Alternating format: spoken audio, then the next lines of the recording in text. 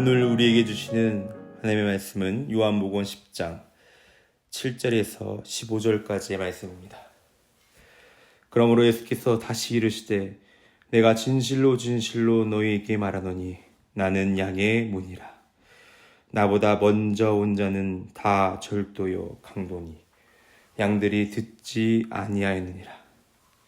내가 문이니 누구든지 나로 말미암아 들어가면 구원을 받고 또는 들어가며 나오며 꼴을 얻으리라. 도둑이 오는 것은 도둑질하고 죽이고 멸망시키는 것뿐이요 내가 온 것은 양으로 생명을 얻게 하고 더 풍성히 얻게 하려는 것이라. 나는 선한 목자라. 선한 목자는 양들을 위하여 목숨을 버리거니와 삭구는 목자가 아니요 양도 제 양이 아니라. 이리가 오는 것을 보면 양을 버리고 달아나니 이리가 양을 물어가고 또 해치느니라. 달아나는 것은 그가 삭군인 까닭에 양을 돌보지 아니함이나. 나는 선한 목자라. 나는 내 양을 알고 양도 나를 아는 것이 아버지께서 나를 아시고 내가 아버지를 아는 것 같으니 나는 양을 위하여 목숨을 버리노라. 아멘.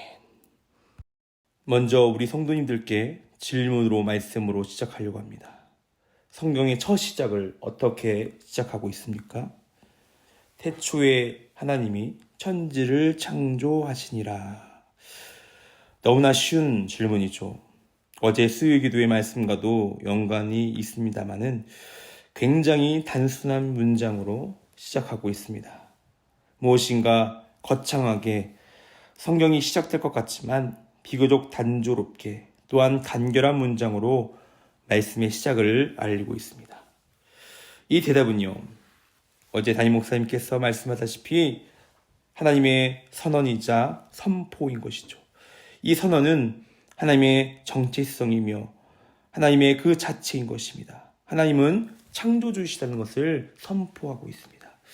그렇다면 왜 하나님께서 하나님의 여러 정체성 중에 이 창조자라는 이 정체성을 가장 먼저 소개하고 있으실까요?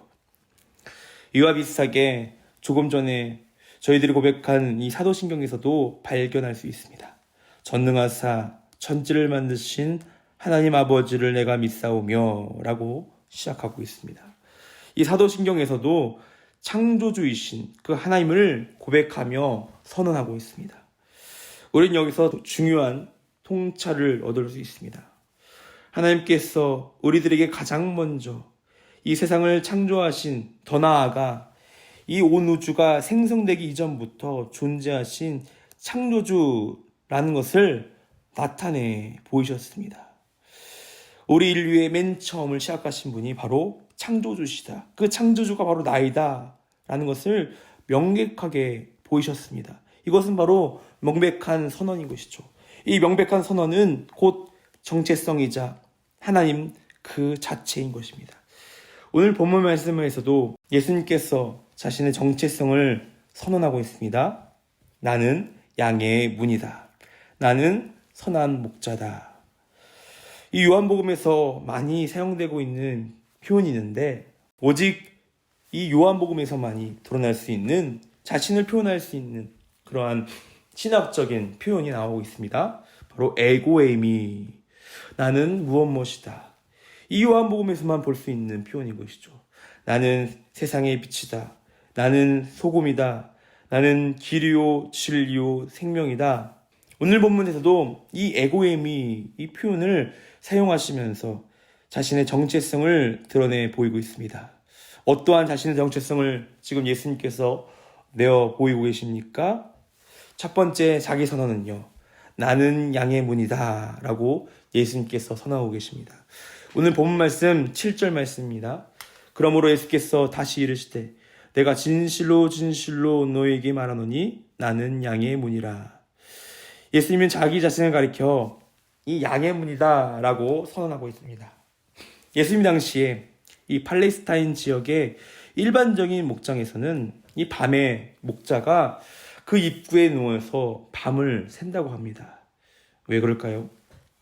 이때에는 이 양들을 도둑질하기 위해서 이 강도나 도둑대들이 양의 이 우리를 넘어들곤 했습니다. 그 양들을 지키는 사람이 바로 목자이자 바로 그들의 사명인 것이죠. 오직 양들을 지키는 참 목자만이 그 양의 문을 들락날락 하는 것이죠. 그러니 양들이 안전하게 우리를 나가기 위해서는 반드시 이 양의 문을 거쳐야 하고 그 양의 문을 지키는 사람만이 오직 참된 목자다라는 것입니다. 그래서 오늘 예수님께서 9절 3방절 말씀을 보게 말씀하고 있죠. 내가 문이니 누구든지 나로 말미암아 들어가면 구원을 받고. 사랑하는 여러분, 오직 예수 그리스도만이 참된 구원의 문이며 오직 나로 말미암아 생명으로 들어갈 수 있다라는 이 거룩한 말씀을 믿고 나아가시는 저와 여러분 되시길 간절히 바랍니다. 오직 예수 그리스도만이 구원에 이르게 하는 유일한 문이요 길임을 여러분 믿으시길 바랍니다.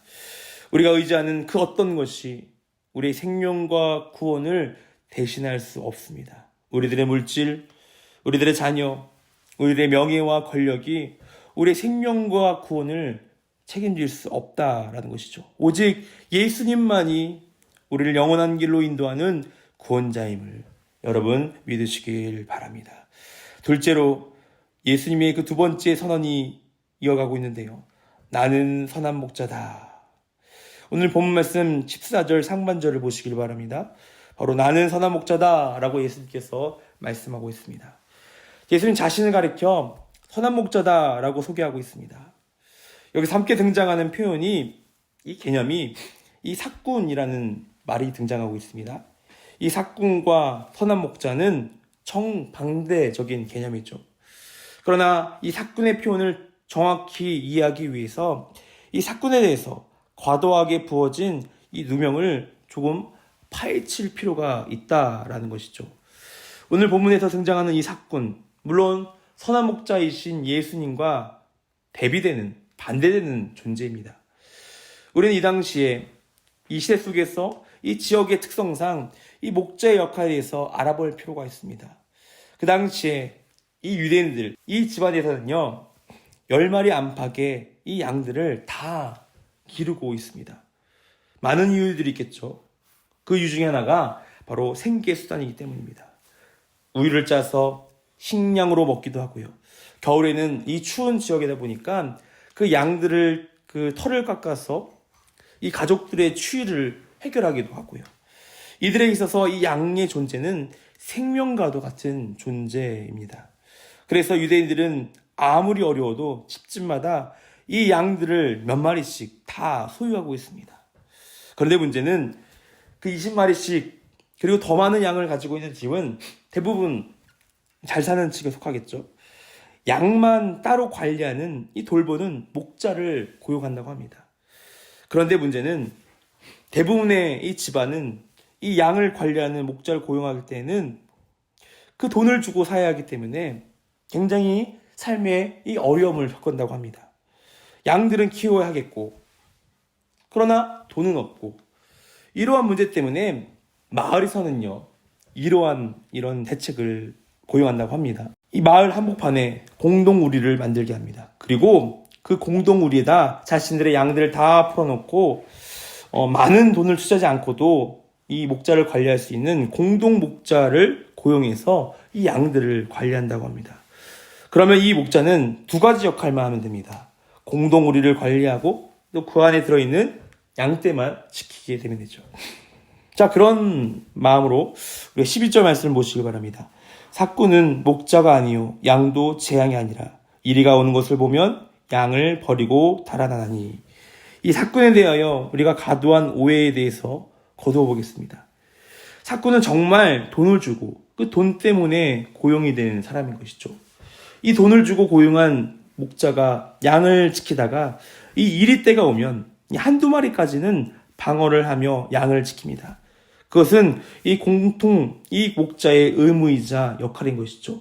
왜요? 자신이 돈을 주고 이제 일을 하기 때문이죠. 그런데 이 이리 때가 3마리, 5마리 그 이상이 되면 이 고용된 목자는 그냥 양을 놔두고 도망가기로 되어 있다는 것이죠. 왜 그렇습니까? 자신의 생명이 더 중요하기 때문입니다. 돈을 얻기 위해서 양을 지키는 것인데 양을 지키다가 자신의 목숨이 위험해지니 이것은 당연한 반응인 것이죠. 말 그대로 돈을 주고 삭스를 주고 산 목자인 것입니다. 삭군인 것이죠. 정확히 돈에 의해서 고용되며 계약된 이 사람인 것입니다.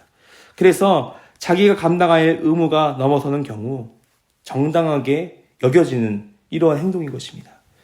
그러니 이 당시에 너는 삭군이야, 너는 삭군된 목자야 라고 해서 손가락질 해야 되는 그런 존재가 아니다라는 것이죠.